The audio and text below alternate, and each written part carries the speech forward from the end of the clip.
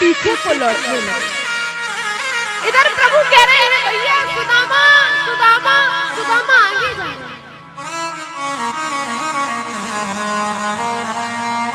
द्वारिका में नंगे पैर प्रभु सुदामा जी को बुला रहे हैं। धीरे धीरे सुदामा के पास पहुंचे, पकड़ लिया प्रभु ने, कहने लगे भैया एक तो तुम बड़े दिनों में आए और ऊपर से आए बिना मिले जा रहे हो। सुदामा जी कहने लगे भैया हमें लगा तू कहाँ मैं कहाँ मिलता, मुझे लगा तुम आने वाले नहीं हो, इसलिए मैं लौट रहा था। सुदामा जी कहने लगे कन्हैया बड़े दिन हो गए तेरे दर्शन करना चाहता था, तेरे दर्शन मुझको हो गए। इधर पीछे से रुक्मिणी आ जाती है। रुक्मिणी ने विचार किया ऐसा कौन सा ये भक्त है, ऐसा कौन सा व्यक्ति है, कितना विशिष्ट व्यक्ति है जो प्रभु स्वयं नंगे पांव भागे इसके लिए।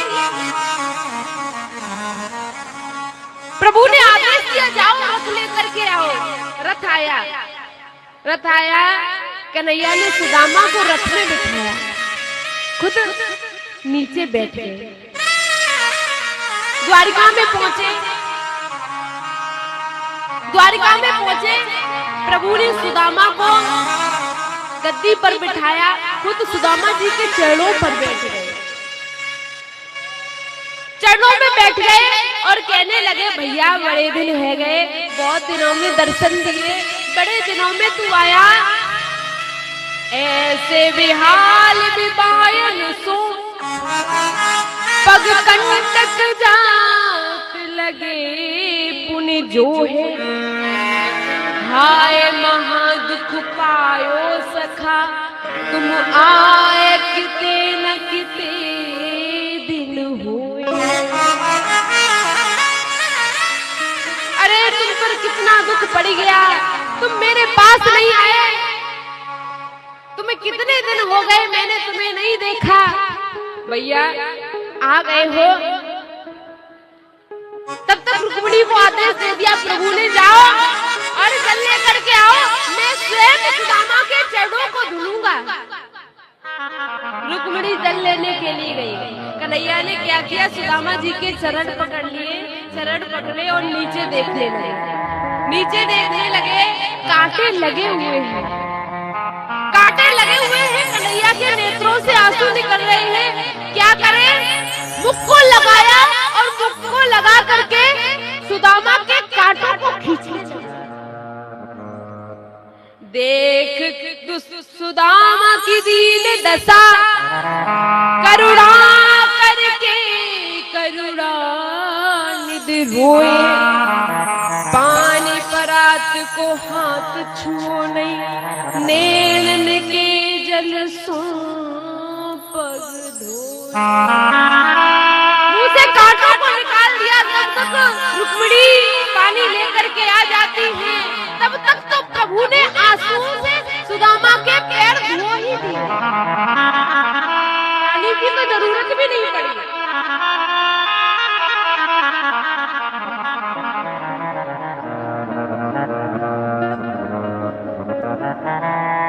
रुक्मिणी मन में विचार कर रही है ऐसा कौन सा व्यक्ति है जिसके लिए प्रभु इतने नेत्र बहा रहे हैं, इतने आंसू बहा रहे हैं।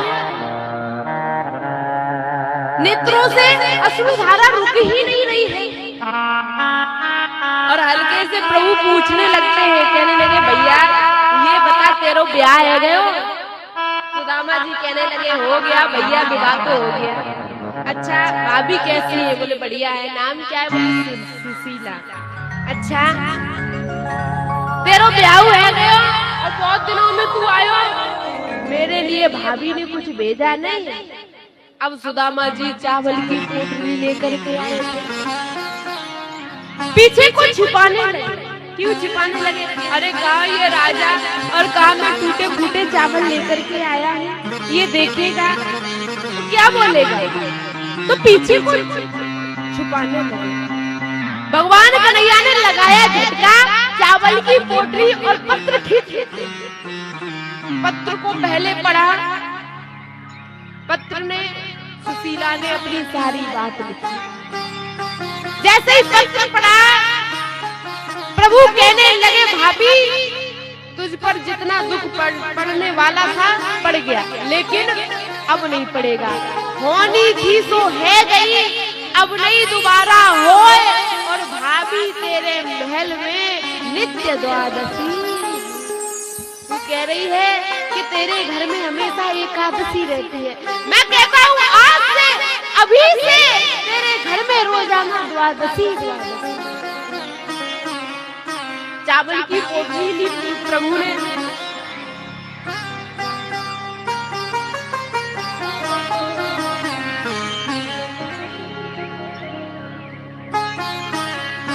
सुदामा और कृष्ण,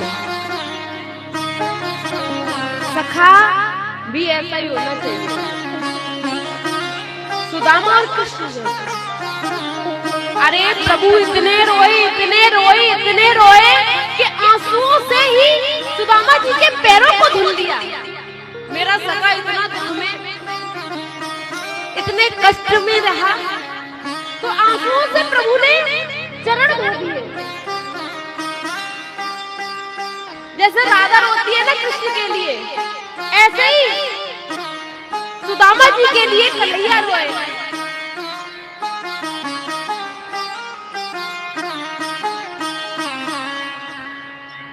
चावल की पोटली ली, चावल की पोटली ली। भगवान कन्हैया ने क्या किया? चावल एक मुट्ठी ले लेते हैं। जैसे ही पहली मुट्ठी ली, मुंह में डाल लेते हैं। मुंह में डाला, एक लोग सुदामा जी को दे दिया। दूसरी मुट्ठी भरी चावलों की, 2 लोग दे दिए सुदामा जी को। और जैसे ही तीसरी भरी मुंह में डालने वाले होते हैं, रुक्मिणी हाथ पकड़ लेती है, कहने लगी, प्रभु क्या कर रहे हो? एक मुट्ठी में 1 लोग दे दिया, 2 मुट्ठी में 2 लोग दे दिया, और अब तीसरी मुट्ठी भी खा रहे हो। तीनों लोग दे दोगे तो तुम कहाँ रहोगे? हम लोगों की तरफ तो देखो, देखो दान भी उतना ही करना चाहिए जितना सीमित हो, है ना? सब दान ही कर दोगे तो तुम्हारा क्या होगा? तुम भी भिखारी बन जाओगे।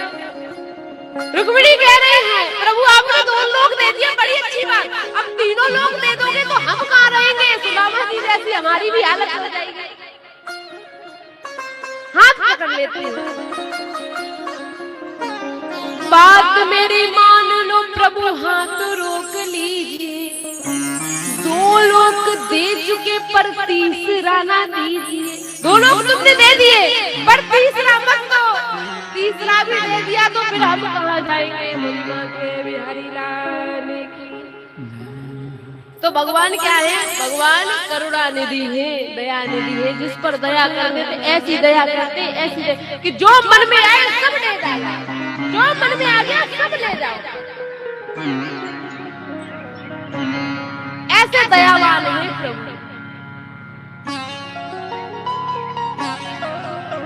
इधर सुदामा जी विचार करने लगे, बहुत दिन रह गए और बहुत रह लिए भैया के घर, अब चलो अपना भी घर घाट देखे।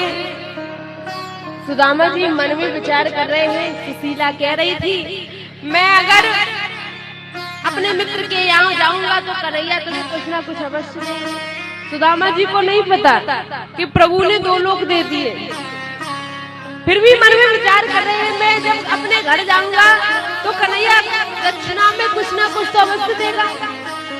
कन्हैया से कहने लगे सुदामा जी, कन्हैया बहुत दिन रह गए, सुशीला भी बहुत दिन से इंतजार कर रही होगी, प्रभु कब आए, पतिदेव कब आए घर, अब हमें चलना चाहिए। कन्हैया कहने लगे, भैया और रुक लो। बोले नहीं नहीं प्रभु, अब तो हमको चलना चाहिए। अच्छा नहीं मानते हो तो चलो।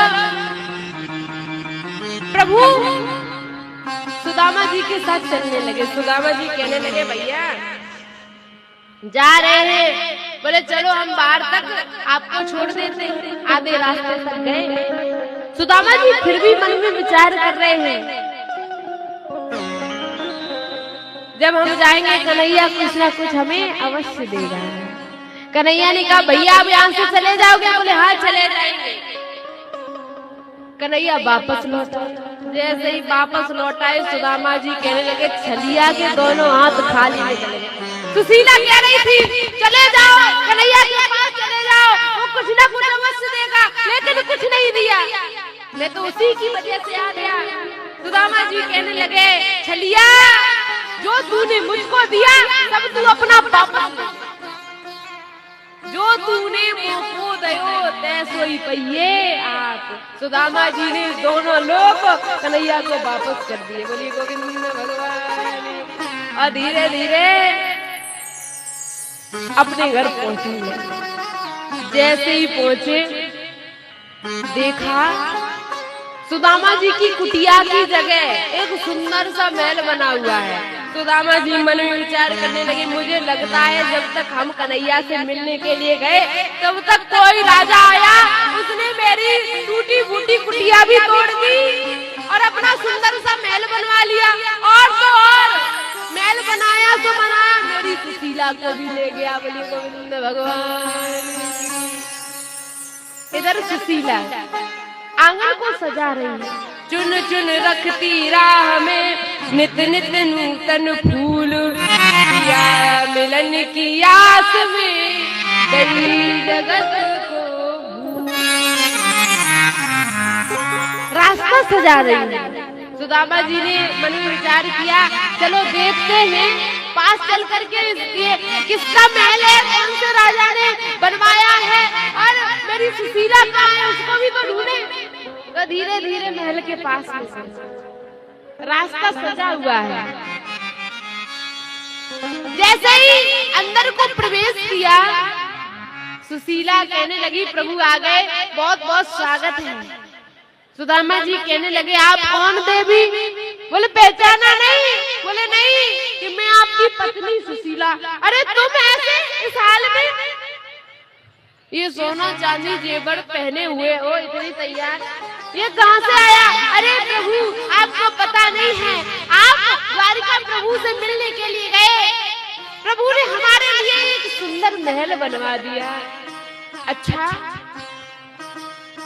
सुदामा जी मन में विचार कर रहे थे मैं तो सोच रहा था कि कन्हैया के दोनों हाथ खाली निकल गए, लेकिन उसने इतना कर दिया मेरे लिए।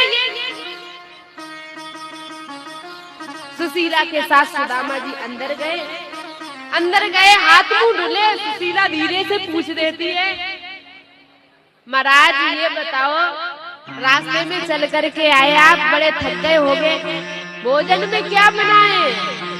सुदामा जी कहने लगे ऐसा करो सोने की रोटी और चांदी की दाल और हीरो जवाहरात का नमक डाल दो। अरे मैंने